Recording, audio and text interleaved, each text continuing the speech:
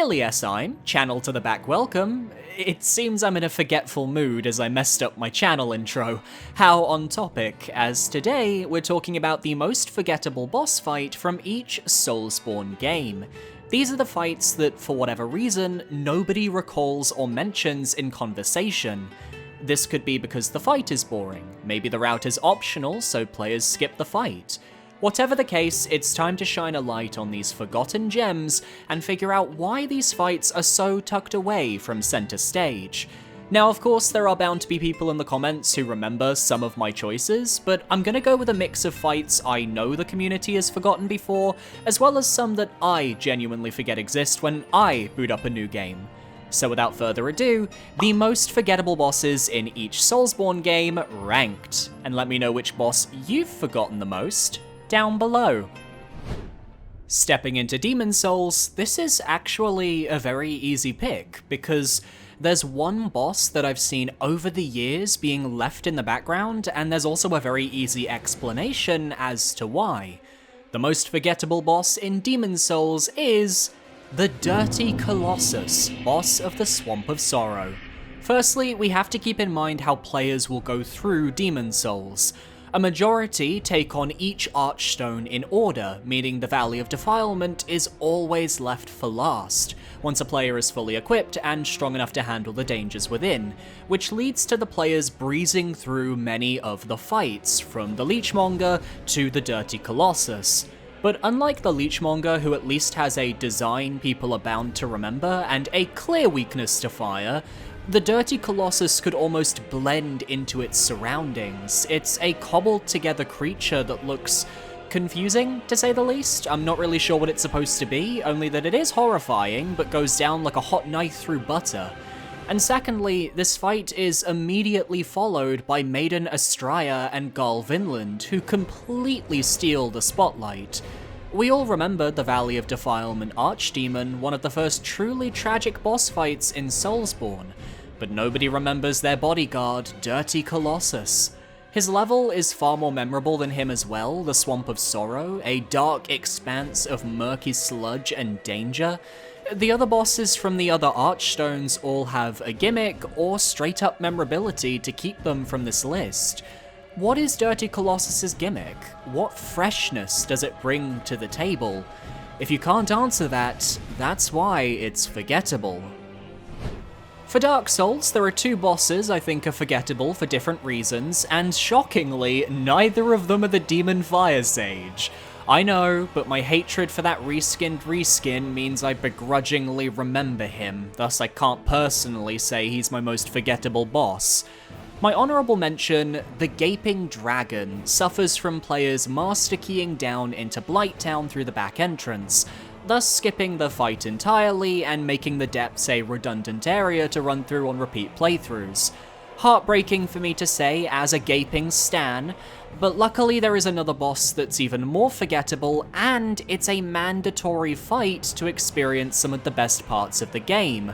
Of course, I'm talking about the Sanctuary Guardian from the Artorias of the Abyss DLC. I guarantee many players incorrectly remember Artorias being the first boss of the Ulasil DLC, due to his iconic arena, iconic battle, iconic theme, iconic armor set, iconic broken arm, iconic muscles, iconic Artorias please give me your phone number, but the Sanctuary Guardian is the actual DLC's first boss. Because the Sanctuary Guardian is just the developers wanting to kickstart the DLC with a difficult fight, thus it's very easy to block it from your mind once the battle is over. You head to the Ulasil Sanctuary, meet Elizabeth the Mushroom, get a new bonfire, and that becomes your main starting hub, the tiny lake behind the Sanctuary forgotten. It doesn't help that the Sanctuary Guardian has no link to the rest of the DLC, no abyssal corruption from the Chasm of the Abyss, nor terrorizing the land like Calamite. It was just getting some water until we rock in, kill it, and then kill two more when we come back later in the game. Classic British colonization move there. Dark Souls 2. With 41 bosses in the game, there are bound to be some forgettable experiences mixed in with the good and the bad. Which is where I actually have an issue here. It's easy to just pick something like Prowling Magus and Congregation for being a quick, bad fight, but people meme on that boss, and those memes mean it's not the most forgettable. So I scoured each route through the game, touched upon every boss along the way, and my final choice are the Skeleton Lords, found at the end of Huntsman's Copse. I'm certain that when many people think of this area of Dark Souls 2, their mind will go to the Executioner's Chariot, a visually distinct and mechanically unique boss fight in Dark Souls 2. Or they'll think ahead to the bosses of Earthen Peak, like the Covetous Demon and Mytha. But in the mix, the Skeleton Lords fall to the wayside, and I suspect it's a combination of a few different circumstances. One, their designs are fairly generic, so they don't stick in the minds of players. Two, the boss battle is mainly against a series of skeletal minions, as once each lord falls, they spawn a series of smaller skeletons that you just mow through, which can blend in with the skeletons fought in the Necromancer Cave just outside the boss arena. And three, the boss fight is over extremely quickly if you have a halfway decent build, so by the time you've processed the fight, you're already halfway through Harvest Valley getting fireballed by a pyromancer. They couldn't even give each skeleton lord a name like the Ruin Sentinels to give them some sense of individuality or personality, just a title, some bones, and destruction. Forgettable for Dark Souls 2 means a mediocre fight for me, because I remember the great and I remember the awful. But do I remember the Skeleton Lords? You decide. Viewer, you found me, I'm yours. And now that I've got your attention with a niche reference, I'm trying to reach 20,000 subscribers by summer of 2024, and you, yes you, can help. Look at how many of you aren't subscribed to the channel, so be sure to parry that subscribe button to stay up to date on all my latest rankings. Back to the video. When it comes to Bloodborne, this is one of the more memorable boss rosters that From Software's developed, so I can't rightfully say I forgot about any of these bosses. But I've narrowed down my options to 2 fights, and no, I'm not including Chalice Dungeon bosses. I feel like they're a bit of a cop-out when a large part of Bloodborne's player base hasn't even touched them. My runner-up goes to the Living Failures, the first boss of the Research Hall. It's actually pretty simple why they're forgettable. They're not a bad enough boss to be iconically bad, or quick to kill like, say, the Celestial Emissary, but they're also not great enough to be on anybody's lists of good to amazing Bloodborne fights, and they're followed up almost immediately by Lady Maria. It's the Soulsborne equivalent of inviting Kennedy Davenport onto RuPaul's Drag Race All-Stars 5 as a lip-sync assassin, only to give her a fucking Reba song. I'm still salty about that.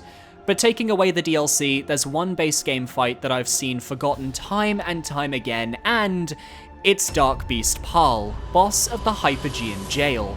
You can fight Paarl as early as after finishing Old Yharnam, as that's when the Snatchers appear in the world to take you to said jail. And when initially encountered, he's tough. Brutal to fight, definitely the sort of boss you want to come back to when you've got a few more levels. So you kill Amelia, then the Witches for the Rune Workshop tool, then the Woods, then you get sidetracked with Amygdala, then Rom, then you're in Yahar'gul again, but the road is open and... You get my point. You end up leaving Dark Beast Paarl, and then the rest of Bloodborne's world sucks you in so hard that you forget he's there. Check most Bloodborne Let's Plays and you'll find people returning to Paarl so far in the late game, he ends up being a joke. And that's assuming people even find him, given he's in a fairly optional area behind a series of jail cells with a ton of Snatcher enemies. An amazing visual design doesn't save a boss from being forgettable when the majority of the player base continues to accidentally overlevel for the fight. And the only reason you'd want to fight him, aside from getting the Spark Hunter badge, is to go chat with Jura in Old Yharnam, which is a very niche interaction most players won't realize you can achieve. Poor Paarl. Oh well. Dark Souls 3 once again straddles the same line that Bloodborne does, having 2 forgettable bosses, one in an optional base game area, and one that is overshadowed in its DLC to the most horrible degree. But this time, my honorable mention goes to the base game boss, the Old Demon King, found in the depths of Smoldering Lake. The Old Demon King is a pretty simple fight. He hits hard, but his attacks are well telegraphed, and with decent level ups, you can cut through him like a sponge. Most people will actually find his boss store right after entering the area, just behind the Carthus Sandworm, which means by the time they actually explore the demon ruins, they've likely already killed the boss, and thus their focus shifts to the Ballista and the new area. It makes the Old Demon King feel like a footnote in his own zone, and given it's in an optional area not every player is even going to find, you can't deny why people forget this boss exists. But then I remembered the Champion's Gravetender and Champion's Great Wolf exist, and I think, oh yeah! I actually brought this topic up with my partner to kind of test him on these forgettable bosses, and he genuinely seemed shocked to remember the Gravetender once I mentioned them, and if that's not an admission of forgetfulness, I don't know what is. Gravetender is such a quick footnote with a meltable health bar that leaves you barely registering him, and his wolf, while a little on the annoying side, can still be easily killed. At least you see it throughout the DLC, but most people now just run straight to the Ariandel Chapel without triggering any of the giant wolf encounters to get things moving. And when you're competing in the same DLC as Sister Freed, it's like Sister Freed is Jimbo in Drag Race All-Stars 8, while the Champions Gravetender and Great Wolf are Monica Beverly Hills and Naisha Lopez. If you get it, you get it. And both my Dark Souls 3 options require you to climb down a breakable bridge to reach them. Perhaps there's a theory brewing there.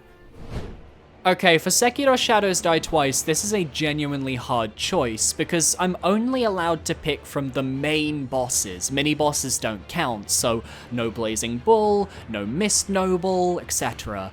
So I'm gonna go with the obvious pick, as it's the only main boss that is missable depending on your path through the game. The Headless Ape Rematch, featuring his ape bride, is the most forgettable fight in Sekiro because it is entirely missable by the player if they choose to go to Mibu Village before doing the first Guardian Ape fight in the Sunken Valley, as this fight happens after the swamp in the Ashina Depths and is only triggered after the first Guardian Ape fight. But if you do Mibu Village first and defeat the false corrupted monk, you have no reason to go back to the Ashina Depths unless you're actively told there's a second boss there, let alone a rematch. And I'm very justified in this opinion because this is what happened during my first ever Sekiro playthrough. I made it to the gun fort in the Sunken Valley but didn't have the key because I hadn't talked to Kuro to get it. So I pivoted and went down to Mibu Village first, thinking that was my only progression path. This is the only forgettable fight I genuinely missed in my first run of the game, and that is the biggest death knell of any of these fights. Lastly, we have Elden Ring, and this is actually the toughest game to judge because I only want to include the main bosses. It's not exactly a fun video if I'm like, ah yes, the fight in the one cave in Dragon Barrow against two beastmen of Farum Azula is the most forgettable in the game, ha ha ha. No cop-outs, I have to pick a main fight. And perhaps this may shock some people, maybe this will cause disagreements, but I'm nominating Knight Loretta. Hakaria Manor and Halig Tree appearances both on this list. Unlike some of the entries on this list, I actually think Loretta is a really good fight, and when I'm actively battling her, I am having fun. But when you mention the Halig Tree, I think of Melania. When you mention Karia Manor, I think of the Finger Creepers, and I think of Rani. Never do I think of Loretta. But Billy S., you cry out, what about the ancestor spirits? Surely they're the most forgettable bosses in Elden Ring. And to that I say, I remember them though. That music, hands down, keeps them in my memory, and the visual appearance is striking. So for me, that disqualifies them from this list. Loretta is just overshadowed in her main appearance in the late game, while in the early game she comes across as just another field boss with an admittedly cool arena. Doesn't help that you'll walk straight out of her boss arena and immediately see Glintstone Dragon a dueler a few minutes later. Beyond that, Loretta is another knight on horseback. We've got the Tree Sentinel bosses already leading our memory banks there. The one outside the starting area of Limgrave really etches itself into your soul, which leaves Loretta with not a lot of room to make an impression. She's not even the first enemy to use her signature Loretta's Great Bow attack. Prospector Miriam uses it in the Carian Study Hall, which I personally visited before Caria Manor on my original playthrough. She doesn't even get a signature theme, it's just the Tree Sentinel theme again. Loretta, they did you dirty, girl. And that's my list. Which of these Soulsborne bosses did you find most forgettable, and are there any bosses I forgot to include? I'm so funny. Let me know down below.